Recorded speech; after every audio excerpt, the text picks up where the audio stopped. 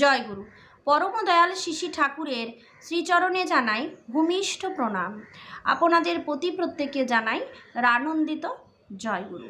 আজ ইষ্ট প্রসঙ্গে আমরা আলোচনা করব যে যতদিন বাঁচব ততদিন সুস্থ হয়ে বাঁচার চেষ্টা করব। সচেতন, সচল, সুস্থ, এই তিনটা কথা সবসময় মনে রাখবেন। সচেতন থাকবো, সুস্থ থাকবো, সচল থাকবো।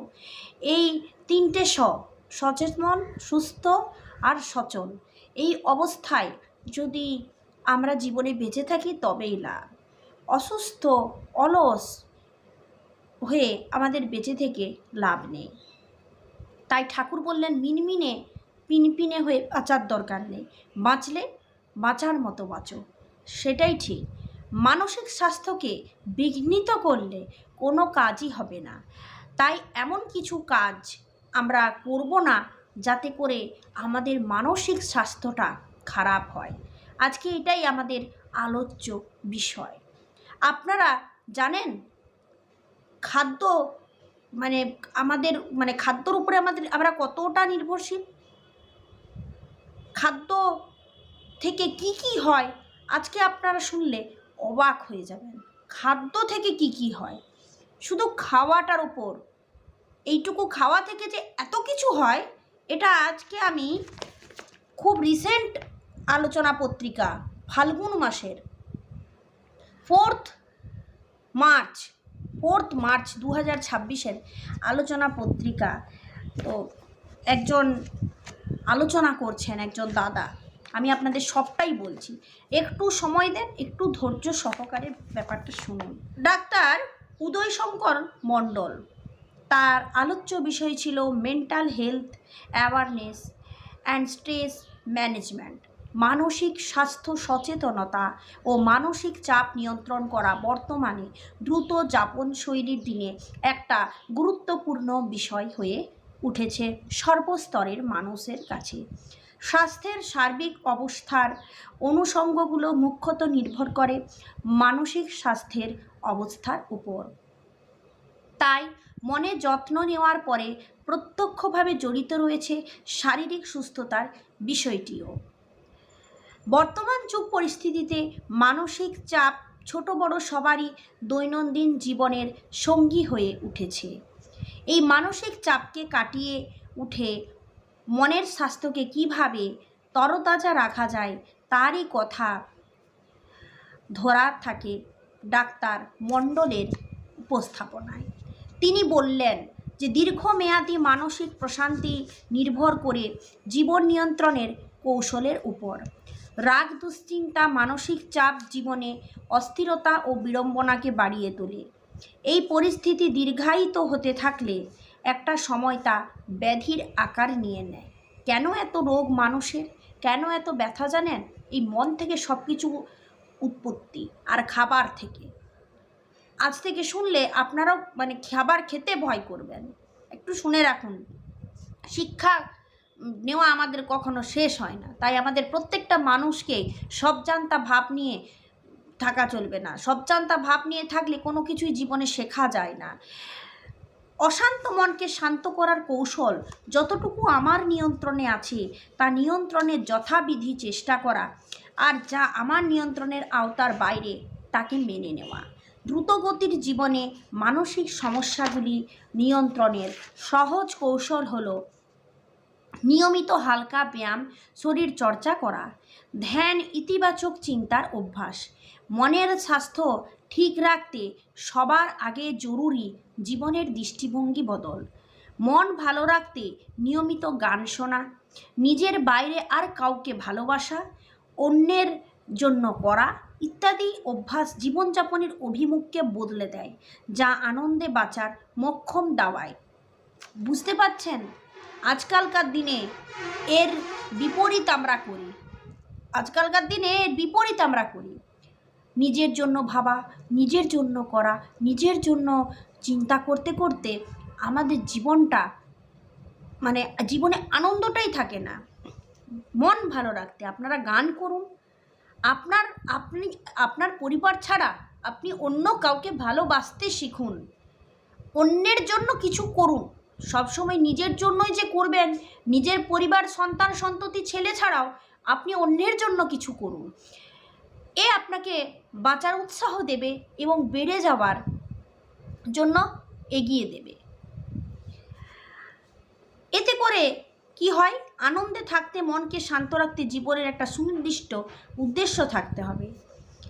সেই উদ্দেশ্য পূরণের লক্ষ্যে নিজেকে নিয়মিত কাজের মধ্যে রাখা মানসিক সুস্থতার জন্য আবশ্যক।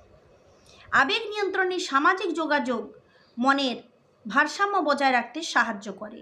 তাই সামাজিক সম্পর্কগুলি যত্নশীল হওয়া উচিত। সর্বোপরি আধ্যাত্মিক অনুচর্যা মানসিক প্রশান্তির সবচেয়ে কার্যকরী উপায়। চিকিৎসা বিজ্ঞানের শিক্ষার্থীদের মন এই তিনের সংযোগ খুঁজে দেখার প্রচেষ্টা। শ্রী শ্রী ঠাকুরের জীবন দর্শনের আলোকে তিনি বলেন, খাওয়ার অভ্যাসের সঙ্গে মনের একটা নিবিড় যোগ রয়েছে। এতক্ষণ আমরা মানসিক স্বাস্থ্যকে বিঘ্নিত হতে দেব না, মানসিক স্বাস্থ্যকে কিভাবে ভালো রাখব এবং এর সাথে যে নিবিড় সম্পর্ক আছে, কিভাবে জীবনে আনন্দ পাবো, এগুলোর উত্তর নিয়ে আজকে আমরা আলোচনা করলাম এর আগে। এরপর খাওয়া দাওয়া কি এফেক্ট ফেলে মানুষের, এই সম্পর্কে আজকে এখন আমরা আলোচনা করছি। ঠাকুর বলছেন, তুমি চুপচাপ যা খাও তা তোমার চিন্তা ভাবনাকে রূপ দেয়। ডাক্তার সাহু তার উপস্থাপনায় দেখান রুই সু ও তার সহকারী গবেষকদের শীর্ষক গবেষণা প্রবন্ধে উল্লেখিত গবেষণা ফলাফল। নেচার সায়েন্স রিপোর্ট 2024 প্রকাশিত। ভালোভাবে শুনুন, খুব রিসেন্টলি আলোচনা, এগুলো আমাদের সৎসঙ্গীরা অবশ্যই আমাদেরকে শুনতে হবে। না শুনলে কিন্তু আমরা লোকের সাথে যুক্তিসহ লোকের কাছে প্রমাণ দিতে পারবো না। বেকার মুখটা নিচু করে কিছু না জানার ভান করে চলে এসে লাভ নেই। যুক্তি তর্ক দিয়ে মানুষকে বোঝান, মানুষের ভুল ভাঙুন, কারণ আমি ঠাকুরের সন্তান।